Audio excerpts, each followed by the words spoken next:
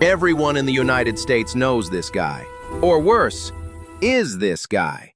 The one who looks rich on Instagram but flinches every time his banking app sends a notification. In the photo, he's smiling, holding an $8 artisan coffee, sitting inside a car that costs more than his emotional stability. Outside the photo, he's doing mental math, trying to decide whether rent or the minimum payment feels more urgent this month. Welcome to a country where looking successful matters way more than being financially okay. Here, success isn't about what you have, it's about what it looks like you have. If your car isn't big enough to accidentally block 2 parking spaces, people get suspicious. If your phone isn't the newest model, someone quietly assumes you didn't make it. And making it, of course, means posting a photo with the caption, "Grateful," while being deeply indebted to institutions that don't know your name. The average American doesn't buy things. He buys validation. He doesn't want a car. He wants respect at red lights. He doesn't want a house. He wants silence when relatives ask, "So, how's life going?"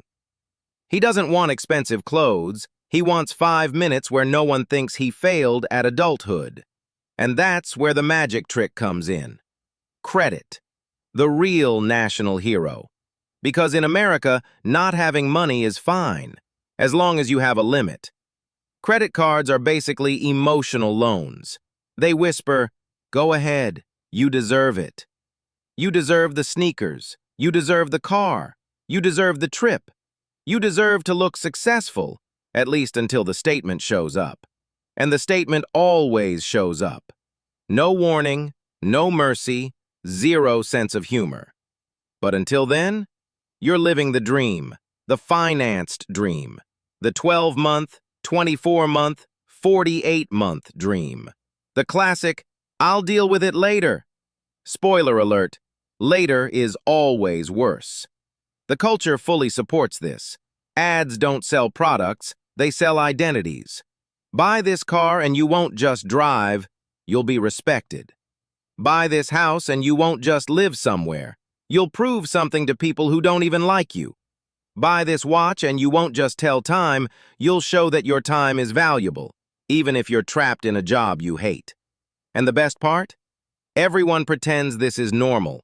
No one admits they're tired of performing, exhausted from maintaining the image, one medical bill away from becoming a tragic local news story.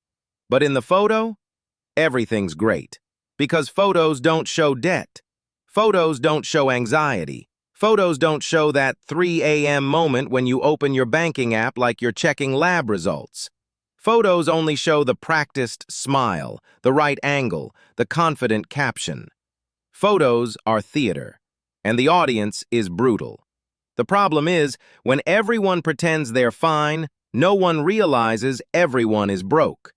You look at your neighbor and think, if he can afford it, I should too. So you spend to catch up with someone who's also spending to catch up with someone else. It's a never-ending race where no one wins, but everyone loses money. And no one wants to be the first to admit it. No one wants to say, "Hey, this is all fake." Because in America, admitting financial struggle feels like a moral failure. Like being broke means you're lazy, irresponsible, or defective. So the solution is simple. Fake it harder. Buy the car you can't afford to drive to the job you hate to impress people you don't even like while telling yourself, this is temporary.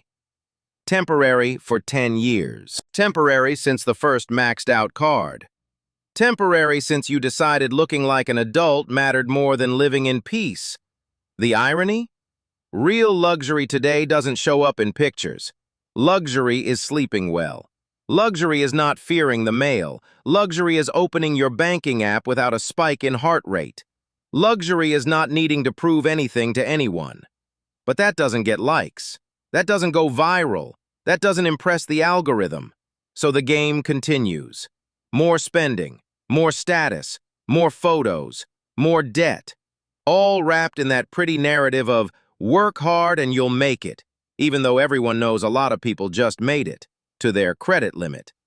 And when it finally collapses, it's never the system's fault. Never the culture. Never the insane social pressure. It's always personal. You spent too much. Of course you did. You were trained for this your whole life. From a young age, you learned that self-worth comes from the outside, from what you own, what you show, what others think. At the end of the day, rich in the photo, poor in real life isn't just a joke. It's an entire lifestyle, a collective performance where everyone's acting, everyone's clapping, and no one asks how much the ticket cost. And that price, spoiler again, is way higher than the car parked in front of that rented house. Maybe the real rebellion now is not impressing anyone, not posting, not buying, not proving. Maybe real success is quietly stepping out of the circus. But good luck explaining that in a feed full of smiling, indebted people who are absolutely convinced they're winning. Because in the photo, they are. In real life? Well, that doesn't fit the filter.